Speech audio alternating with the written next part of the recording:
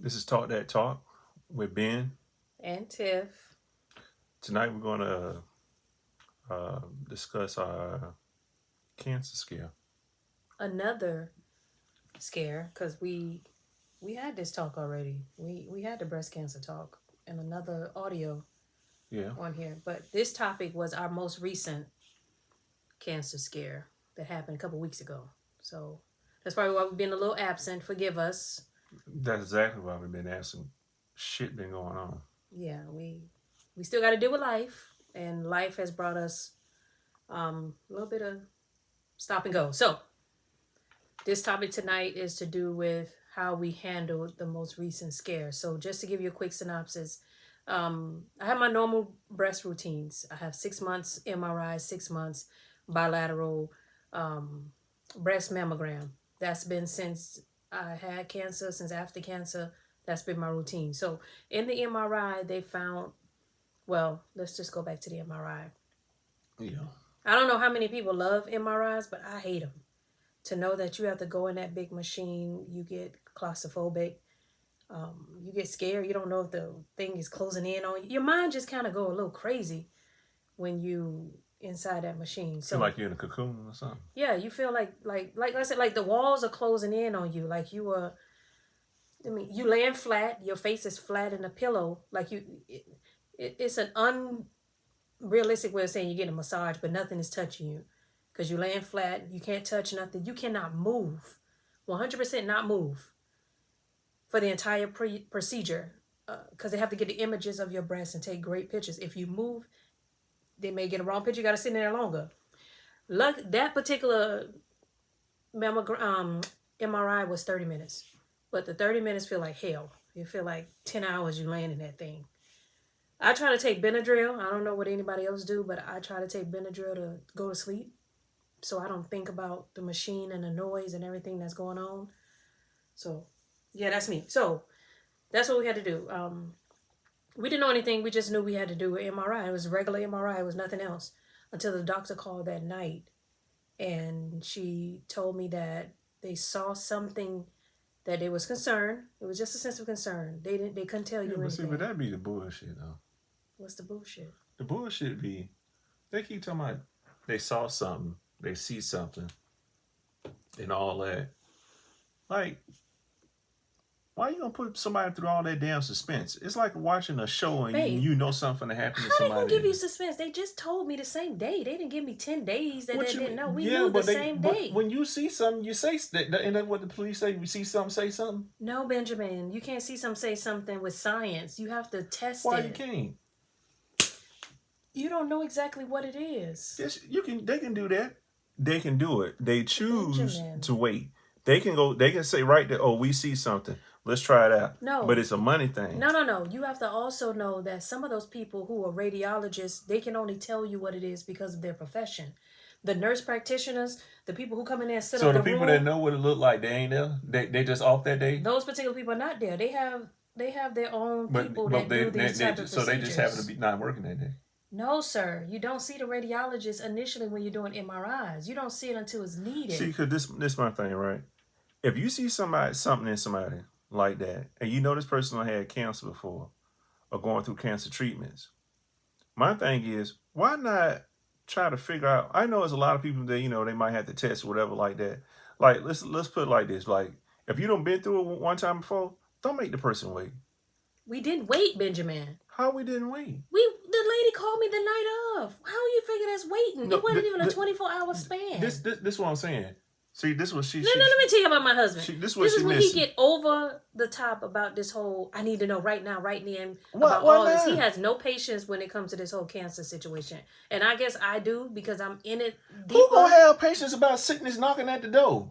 Benjamin. Why I need to have patience about being sick? About my wife being sick. There's somebody need to tell me what the fuck going on right now. However, excuse this man. He already getting upset. He thinking about it getting upset. Anyway, Bullshit.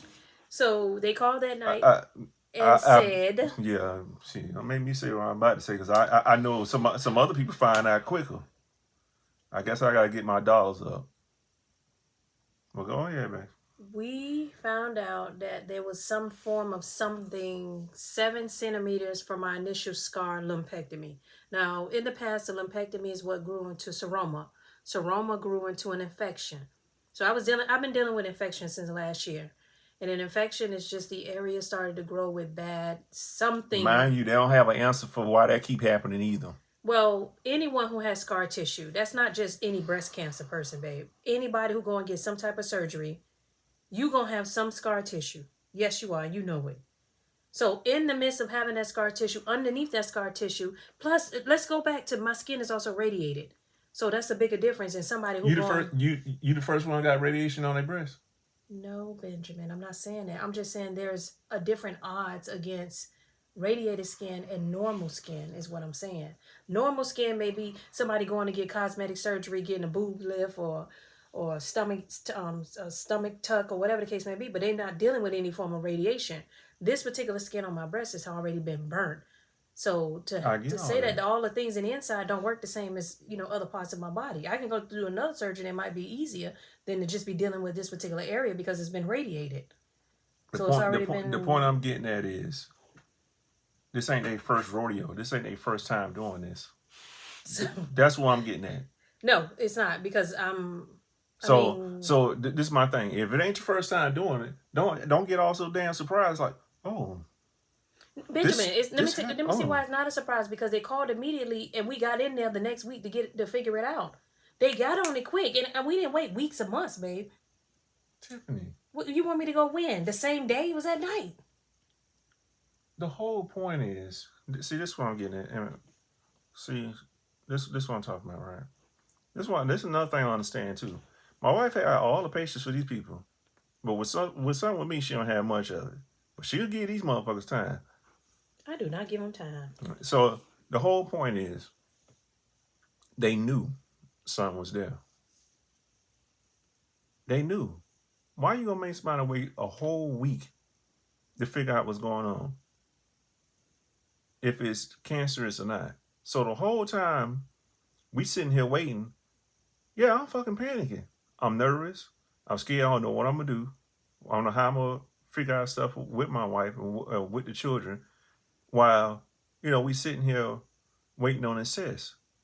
So that's like what I'm saying. It's like you Well, putting. you get ahead, babe, because this was after the first initial MRI. We had to get scheduled back for another testing to actually test the area.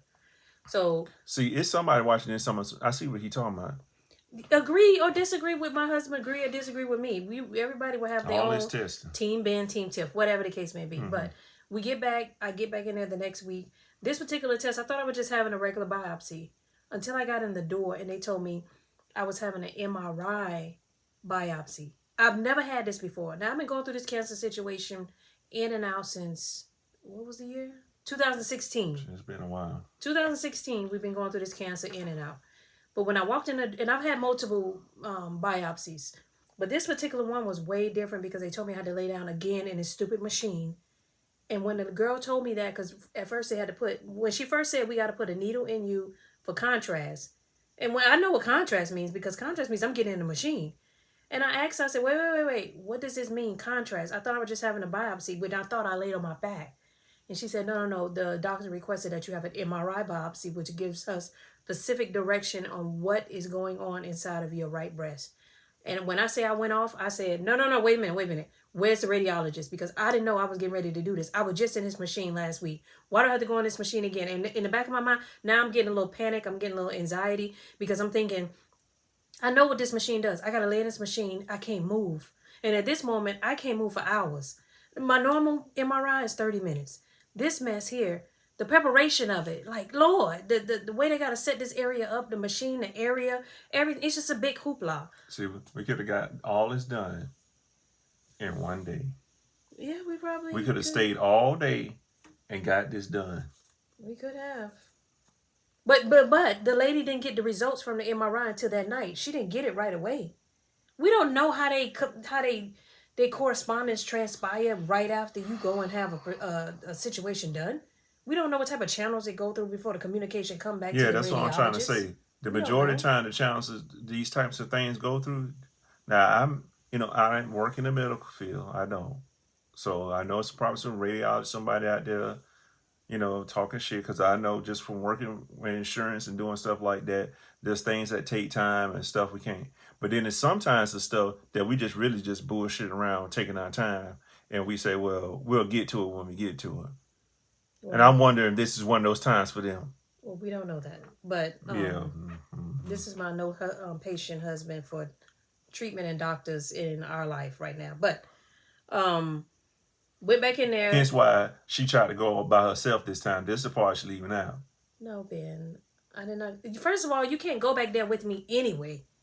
You gonna have to sit in the lobby. You can't even go in there.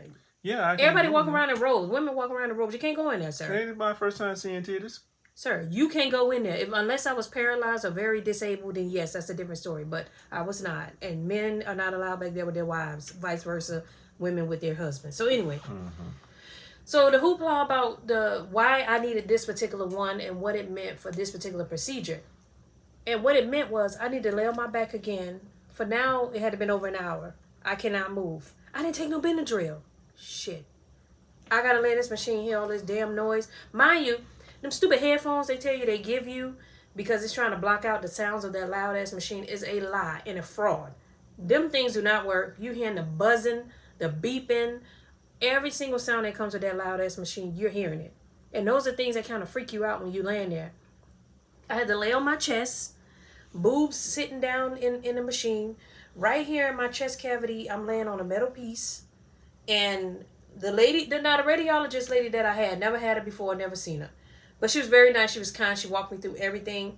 And she was telling me what she's getting ready to do. And the anxiety that was coming over me because I'm laying on that table is this lady's about to shoot me in my breast with a needle. And I can't move. I can't even see what she's doing because my whole face is covered up by a pillow. All I see is a white light. That's and it's one eye that I can see. Like this eye was kind of covered with stuff. I was freezing because it was cold in there. They pull you through the machine. Now let me see if I can give you like a synopsis of what this looked like. This is my body. Whatever. This don't look like the machine. People, imagine this is a donut. Okay, let me do this because my husband is. This look like us. Benjamin. Oh. This is the machine, people. Babe, stick your two fingers through here. You want me to people? You Babe, want me stick your two fingers through here and stop playing around. Golly. Benjamin. I said two fingers. You stick your whole damn hand. Oh. Anyway, this is a machine, people. Wait, stick two fingers. You don't like me. Anyway, that's my body going through the circle. But I'm touching the top of the circle like this. This is the first time my back has ever touched this machine. This is the first time my body has touched this machine. Imagine already you got to go through this thing. You got to hear it. But then your body is touching it too. Now you're just feeling like this shit is about to close up on you. Your mind my mind was going everywhere. I had to leave my phone in the locker, so I know this man was at home losing his last mind. Tell your piece, babe, about what was going on at that moment that you couldn't reach me. Because you was calling me and I couldn't pick up. I was, before she answered back, I was literally maybe about 5 minutes to leaving, going out there, and like them old folks say, raise some sand. I was already calling around to see where she was, and then she called me back. Yes, I'm the overprotective husband. Yes, he is. Yeah, let's make that very clear. I think he's already made that clear, but that's what I do. I think it was a little fearful in some way because there was no communication. She liked it though. There was no communication. I can only text him and say I'm getting ready to go in the room, or I'm putting on this equipment. They putting this stuff on me. We had no clear idea of what this was going to be like. But it was an experience. I would say that nonetheless. Let me scream this. I'm pretty sure some jackass probably telling something. Well, why you didn't go? I go to all the appointments, but this particular one, she's, oh no, you don't have to go. And I be damn. Every time she tell me I don't have to go to an appointment, it's always an appointment. Shit. Yeah, it's always something. Some extra. Babe, they. No, because I honestly thought this was a normal biopsy. I'm just laying on my back. I know that they're going to shoot me with some anesthesia to numb the area. They're going to put a big needle in there. They're going to use an ultrasound. They're going to guide the area. They're going to extract it out. They're going to test it at the pathologist. Done. But then I get there and they tell me what I'm about to do. And I'm like... And then that also made me wonder, did they tell you any of this before? They probably did. And it probably was actually in the notes in my chart. But I hear biopsy. I didn't even even think MRI attached to biopsy, because again, I never been through this before. So I'm sorry. It probably was a user error that I did not read in depth and Mm-hmm. understand what was getting ready to happen until that girl said, I need your arm. We're going to put contrast. Whoa. But anyway, nonetheless, we got through that, people. So this was our additional. Let me just be clear at the end, and we don't went through this whole spiel, but they called us back the same day after it went to the pathologist, and it was not cancerous. It was just built up fluid by the area where the lumpectomy was and where they had removed. I have a hole in my chest now, so if we're not clear in there, I have a small hole that never closed from when the seroma was bad. The only way I can close it if I get plastic surgery, and today we're not convinced that plastic surgery is the best way to go because it's cosmetic. So it's just something is, can I live with this, or can I, or can't It's I? still open hole. We don't know what's gonna go on, It is but an the open whole hole. We don't know what can happen. We don't know what can happen if we close it. That's the other issue. These it's are a just other issues that we just. It's a whole bunch of red tape that we don't have. They don't even have the answers. Let's be clear. These are people yeah, who but are see, but professionals in this this, is and they don't this even have the answer. yeah, but this is the thing that tripped me out sometimes. Not to take no shots at doctors and stuff because I know they're doing what they can, and like my great grandma would say, that's why they call it a practice I because they mean, yeah, it, practicing. it is a practice. They do say But that. my thing is like we can give people BBLs and all this other cosmetic stuff, and they come back fine. No, babe, you cannot say that. You over. These people die from BBLs. Yes, there's people that die, but what I'm saying is there's a high percentage, and we've seen it on Instagram and every other thing where they come back without an issue. They come back without an issue, but what we don't know is how they live in their life. Okay, so We that's don't my know what their daily life okay. Well, routine. They that's could be sitting on their ass and burning. We yeah, don't know. but that's my other point. I was gonna mention before I got sidetracked by just thinking of that. Especially we still in like breast cancer month, right? Yes, Okay, breast cancer awareness month, month of cancer October. month. This is for all those people out there going through breast cancer or any type of cancer. Um, our hearts go out to you. We understand. My wife understands in a way and that not many do, and I understand this for a lot of family going through it. But the real reason I want to say this too is for all those partners out there who going through it with that partner, we hear you too, and a lot of people don't understand that it's a person that's going through it, and then there's a person that's watching that person go through it, who's taking account so that a lot of people don't see. So when they go home, a family member come over to the house, or some a coworker, and you hear about it. When they leave, if they're not your family member or they're not your spouse, it's done for you. But they got to go home to somebody, hopefully, because some people, unfortunately, they going home to themselves. And there's a lot of things going on that you don't see, you don't understand, and don't just make the assumption and think like, well, one person had this cancer and it was over, or they had this type of or any type of illness like that, and it was over, and that's that. Or and people don't think about it, because you hear a lot of, well, I've heard a lot of people say like, oh well, my friend had this, or did you try this? So my friend had that, and it's like, if it's not your spouse, if you're not living with them 24/7, you don't understand. You don't know. And you might be trying to be helpful, but you're not really conscious of what's really going on, because it's just like somebody who says, oh, I know how it is to have kids because I babysitted a child before. No, just because you be with that person for a couple minutes or a child like that, you don't really know what's really going on that whole time. So all it to say is just think about what you're saying. Yeah, And and for the it's a lot going ladies on. or anyone who, for the month of October, this is a little near dear because this is a saturated situation that you hear about it all the time, and I have to live it. We have to live it on a daily basis with my health. But get checked if it's necessary. You feel anything looks weird right now. I have a bruise on my left breast. We're gonna give that another couple days before we have to call a doctor. We're just going to chop it up and say it is a bruise, but it's on the left side. And I just went to the doctor 2 days ago, and they said it just looked like something maybe you hit yourself. Yeah. I can't say I recalled hitting it, but anything that looks weird to you and it doesn't look normal, call your doctor, call your PCP, whoever you need to call just to make sure that you okay. And if it's a family member, don't take these things lightly, because this cancer situation for women is coming up too quickly, too soon, and it's coming younger and younger. This is not a elderly disease anymore. This ain't a, you know, Shit, men too. as well. Yes, people are Because very much getting these very much unfortunately, young now. I 20s, 30s now, you getting it, and it's. I'm sorry, it be little kids. You see the people yeah, on the the commercials, stuff like that. especially men too. Because um, my friend passed away, my best friend, and he was in good, for that, good health. Nothing crazy.